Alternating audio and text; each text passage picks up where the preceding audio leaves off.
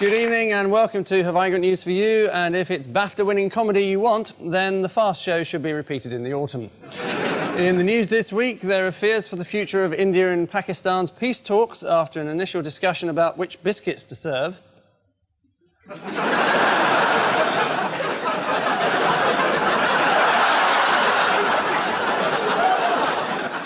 At an international arms fair, the Belgian army show off their new smart bomb.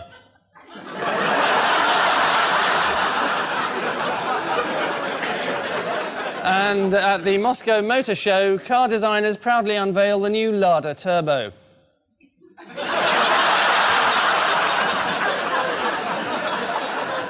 On Ian Hislop's team is a feminist author who was once propositioned by Bill Clinton, a fact which sets her apart from almost no one, except perhaps Hillary Clinton, Germaine Greer.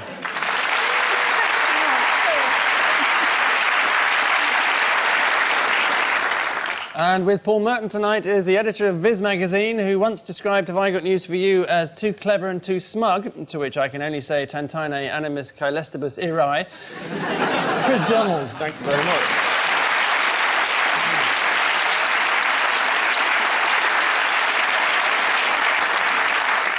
Round one consists of 4 simple questions and 4 rather long-winded and inaccurate answers.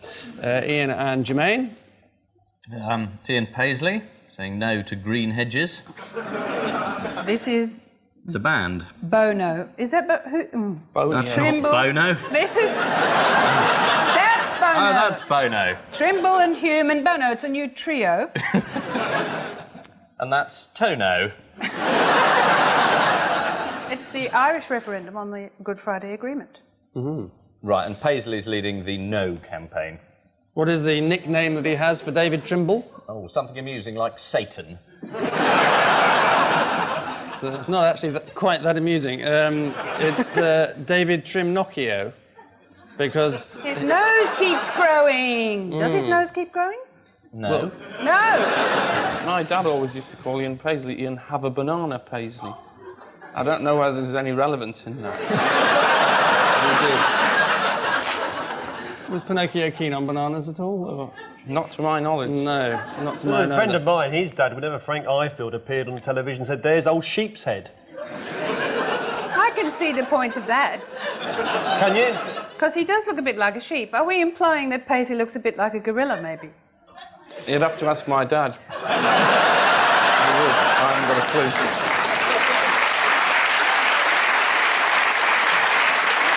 Paul and Chris. Well, this is the remake of Reservoir Dogs, isn't it?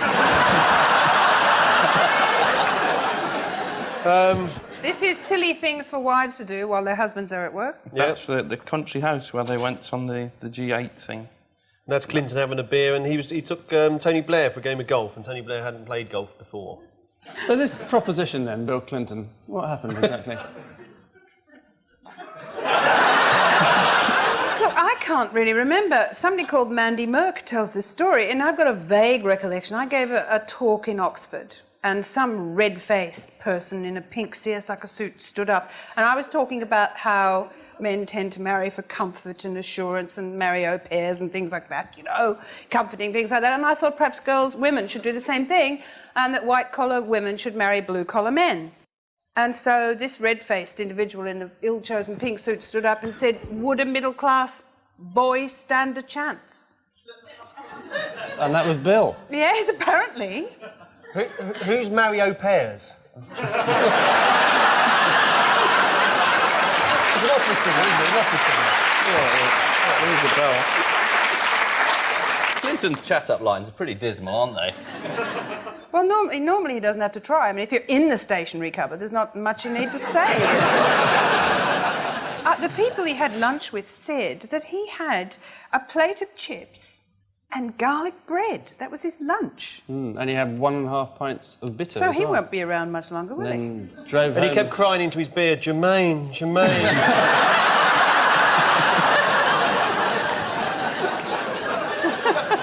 And what did the Premier's wives get up to whilst they were... I think they were painting the grass green on the golf course because it wasn't green enough. Because apparently in Birmingham the grass isn't green enough for the world leaders, and so they've been painting it green and encouraging everybody in Birmingham to cut their hair. It's true. There was an advertising campaign saying the world leaders are coming to Birmingham. Cut your hair. They did. Cut your hair for Clinton. It was in the papers. Have a shave for Yeltsin. So it's just a big jolly in Birmingham. Fly in, play golf, have a pint, fly out. But no, they went to the RSC for a special show called Behind the Throne, and Hillary was given a gift, which was a costume of a character from As You Like It called Hymen. The goddess of marriage. Very appropriate. She'll only end up breaking it. What was it made of?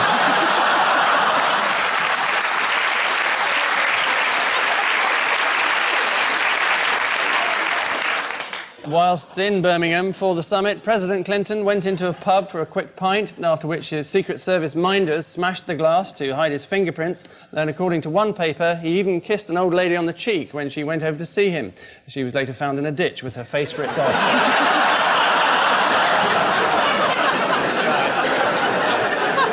Ian and Germaine, a question of some import for you. Well, we know what this is, don't we? This ferry is duty-free, isn't it? Yes, it's got to be the duty-free store, and there it is. The illusory savings that we make on duty-free. Europe were going to ban duty-free until they looked at the problem. This is usual with European decisions. So, having made the decision, they're going to scrap the decision. So we can have duty-free. Forever. Well, I think for the near future, you can load up your van, head off to Dover and fill it full of lager, Germaine. Just sure what you do on the weekend. What, you mean? Because Germaine's Australian, she must drink lager, you mean? Have I got to do this? No, you haven't. Oh, okay. No, you can just live Not normally. yet. I'm sure Blair will bring in a law soon. The main problem is Flying there'll the be plane. nothing to do when you're told the plane's delayed. How are you going to fill in all those hours? So you've had a coffee, you've read the papers. What else is there to do? Buy a Jeffrey Archer book, read it. Kills 5 minutes. And the French, how have they reacted? Unpleasantly. Their seamen have started disrupting ports just in case. The Sun accused the men in Brussels of failing to see the consequences of their actions. It will probably mean the end of offers like France for a fiver, which has taken so many Sun readers across the channel. Sounds like the men in Brussels know exactly what they're doing. And finally, Paul and Chris.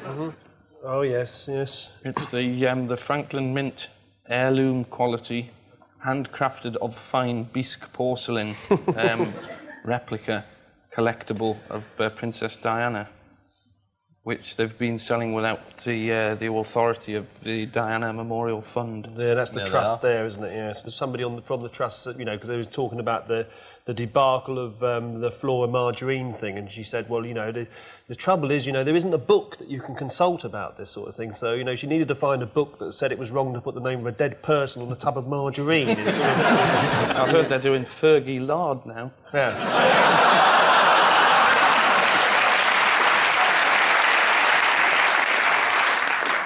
So, I can't believe it's not fatter.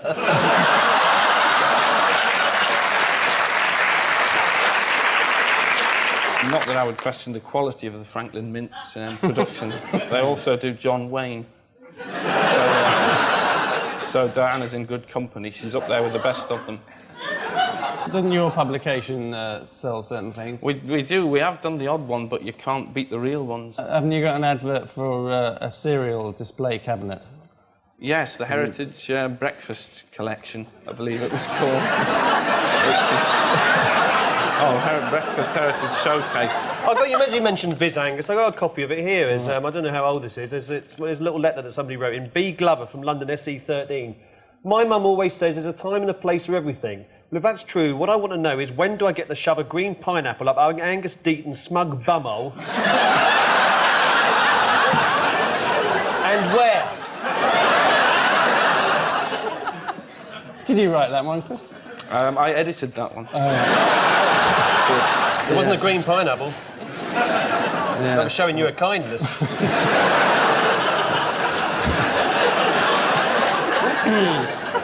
Yes.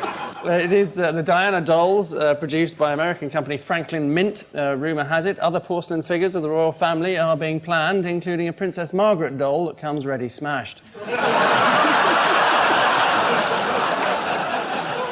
So at the end of that round, the situation is rather like an Argentinian football match, being as it is 4-a-side.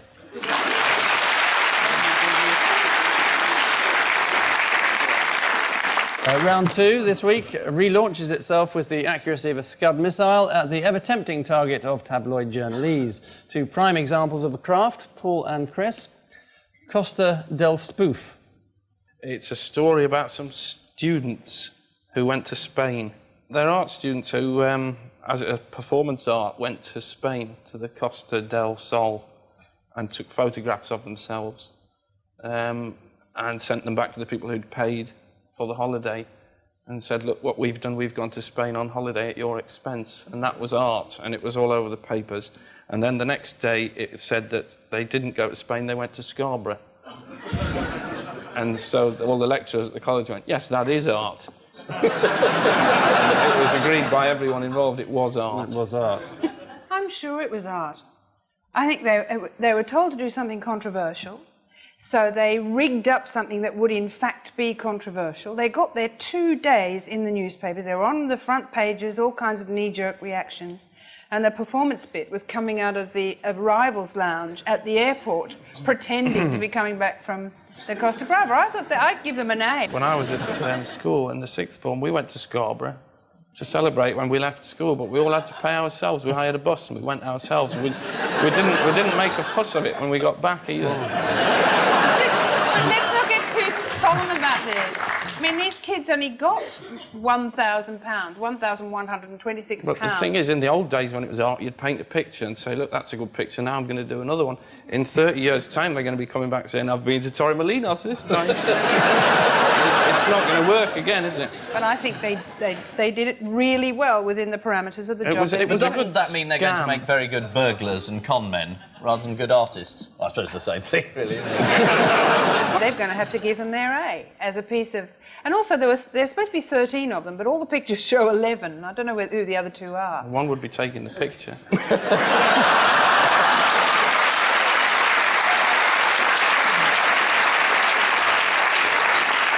Shall we draw a veil over this? Yeah, let's go on. Right, Ian and Germaine, your tumbling title is Fashion or Trashion? Well, it's got to be about women dressed in cling film, or whatever it was that they were wearing to the BAFTA Awards. Emma Noble, probably, who was flaunting her new nose cones in a strange dress that seemed to have one shoulder strap had been constructed at right angles to the other. It's a new range from Slappers Are Us. And you could see her underwear. But then there was more in the papers about how a certain kind of flash light makes certain kinds of fabrics transparent. And... How much are they?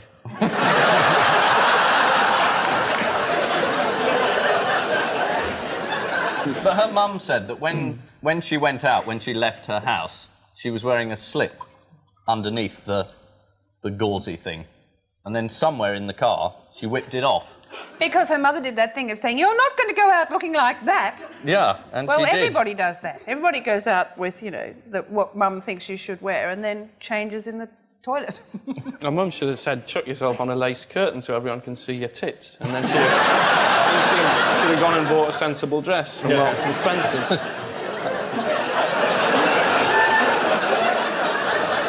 Well, they're not tits, are they? They're very strange shape.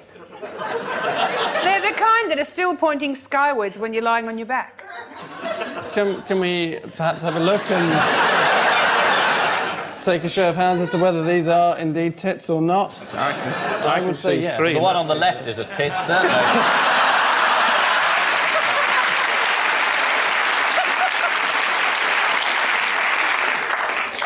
So do you think posing semi-naked in, for photographers is ever justified, Germaine? Sure.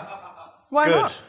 Given that you were on the cover of the Times 10 days ago, wearing a cat.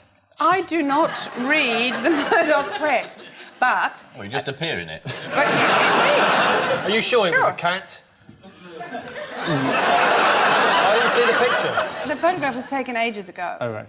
And I went to take part in a picture story about the aging body or something. But I hadn't read the letter properly, and it said that you would be required to strip to your underwear.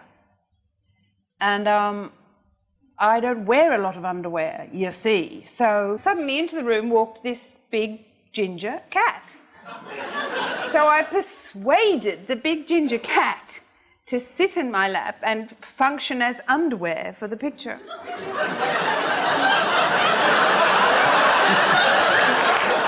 And he did. And he was, from what Is I he still gather... there?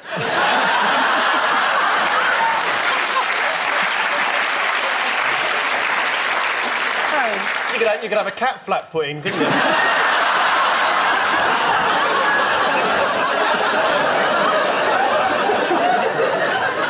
Thank you for putting us straight on that. Anyway, which blatant navel gazing means at this centre stage that, well, both teams are equally level, sharing as they are 6 points each.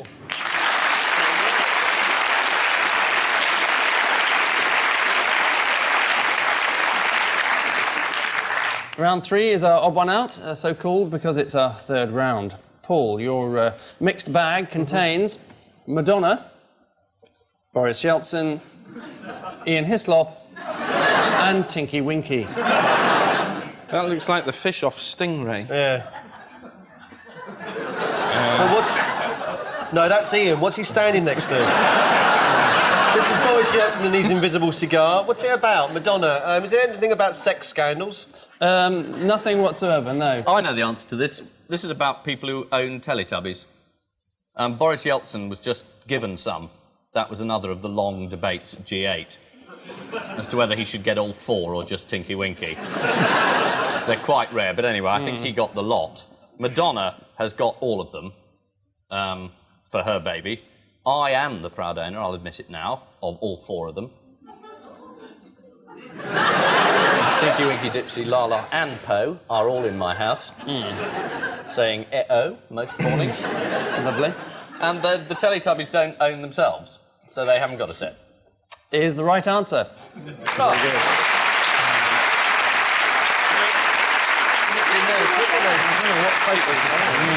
The Teletubbies are now a smash hit in many countries around the world, including America. In fact, they're so famous that, according to their press officer, they're about to feature in a 7-page spread in EO magazine.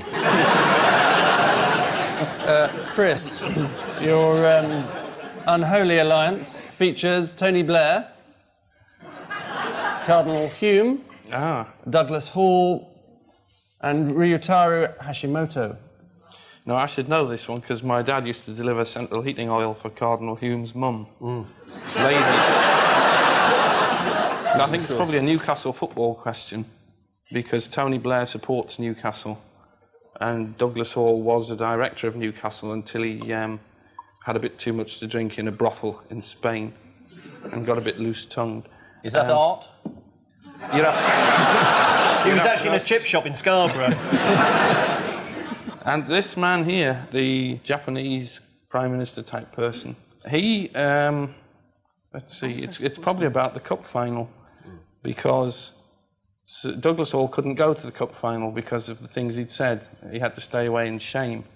And Tony Blair was at the thingy conference with the other one watching it on the telly, and Baz, whose mum my dad knew, was the only one who went to the cup final, I would guess. Is the right answer.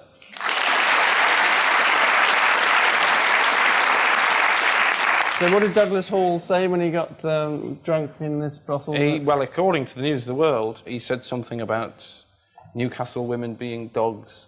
But I don't go along with it myself. I think he was stitched up, frankly. He's a bastard, I've heard. But no, from somebody who knows him, I've heard he's a right bastard. But on that particular issue, I'm on his side. Well, I mean, in every football team you go and watch, most of the women are going to be dogs, aren't they? Well, there are no women in the team. You mean the women in the they stands? say it all over. In Barnsley, there was a Barnsley player who came over from Bulgaria, and he said, women in Barnsley are dogs. It's a sort of routine. They used to stand there and parade the shirt and say, I've signed for the York Club. Now they go around the town centre going, oh, woof, woof, it's a dog.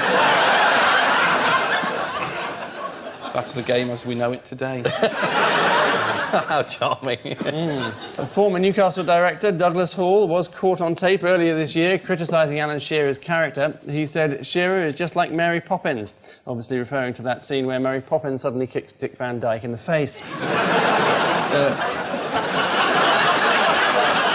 What'd you do that for, Mary Poppins? It was an accident. You could have had me, oh yeah.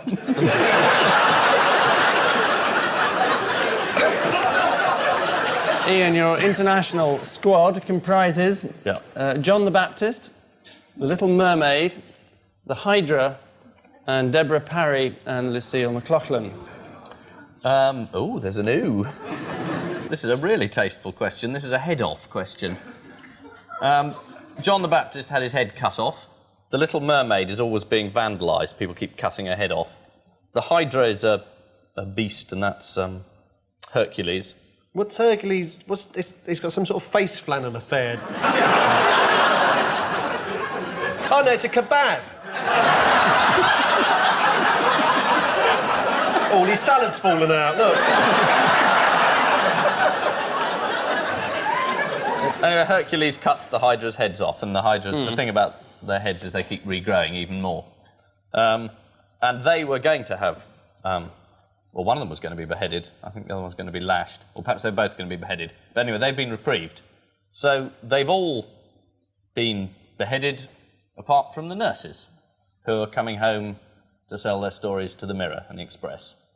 Happy ending for everybody. And 2 points to Ian. Very good. How long had they spent inside in Saudi? A year and a half. It's about a year, in fact, which seems to be the going rate for murder at the moment. Assuming they did it, you mean? Yes, They're obviously, convicted. assuming. They were According convicted, to yeah. Saudi law. Well. Yeah. Oi, oi, oi, oi, oi. Careful now. Oi, oi, oi, oi, oi. Is this the voice of modern day feminism? Oi, oi, oi, oi, oi. Earlier this year in Copenhagen, the head of the Little Mermaid statue was sawn off by the so-called radical feminist faction, who released a statement saying, "We have sawn off the head of the Little Mermaid, which is a symbol of hostility to women and of men's sexually obsessed dreams in which women are only bodies with no head." Although the Danish Prime Minister said it didn't matter because you could still see her tits.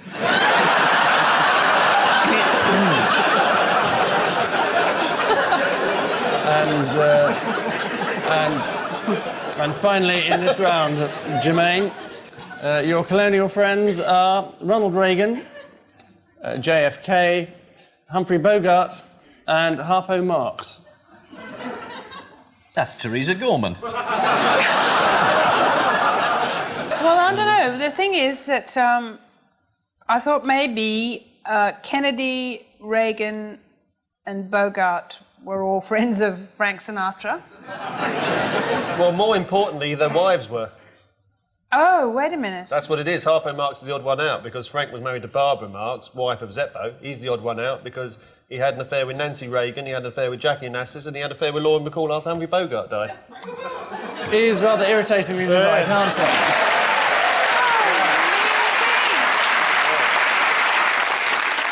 Apart from Nancy Reagan, Jackie Onassis, Barbara Marx and Lauren Bacall, plus wives Ava Gardner and Mia Farrow, Hollywood's greatest lover is also said to have bedded Joan Crawford, Marlene Dietrich, Kim Novak, Angie Dickinson, Gloria Vanderbilt, Natalie Wood, Grace Kelly, Sophia Loren, Judy Garland, Victoria Principal, Lee Remick, Lana Turner and Marilyn Monroe.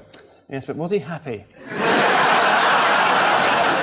And so, as we face the final curtain, it looks as if the end is near. The scores are neck and neck and neck and neck. Ian and Germaine and Paul and Chris all having 10.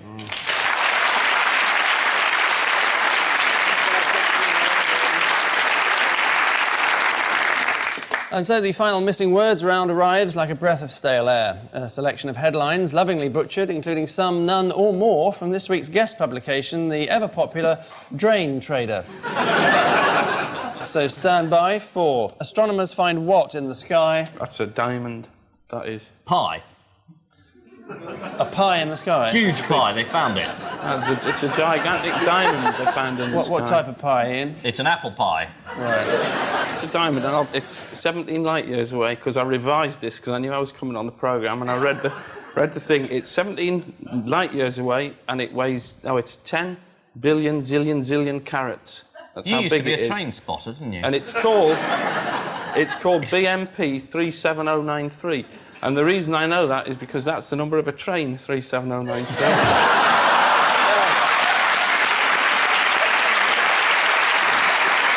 good.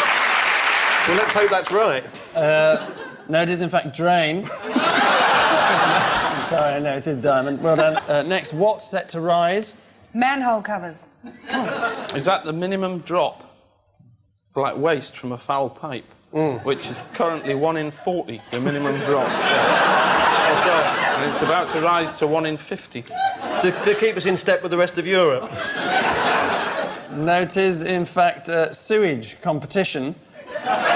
Sewerage competition. Well, that's what you said. You said that. That's didn't you? more or less. I was in the sewerage You're in the right area. area, weren't you? With foul, yes. Next, my body is merely what, says Hoddle? An overcoat. An absurd answer and correct.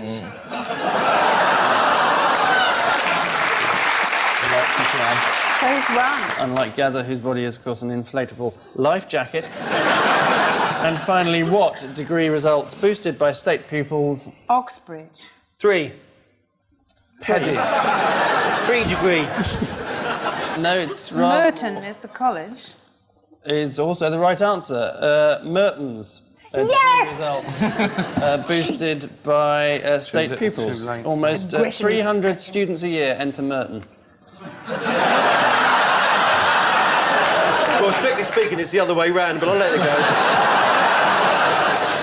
I'm having car park facilities put in. Is that art? It is the way I do it, chum.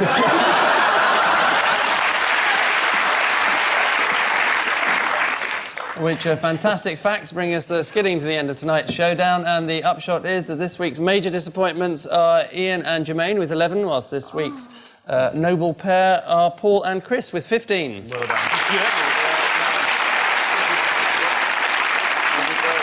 And I leave you with news that Russian troops have their doubts about Boris Yeltsin's new appointment for the Minister of Defence. After some frenzied activity in the kitchens, an extremely deaf waiter brings table 5 their lemon cake.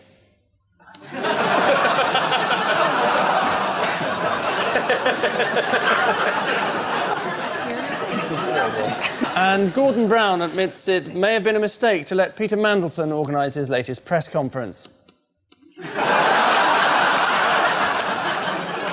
Good night.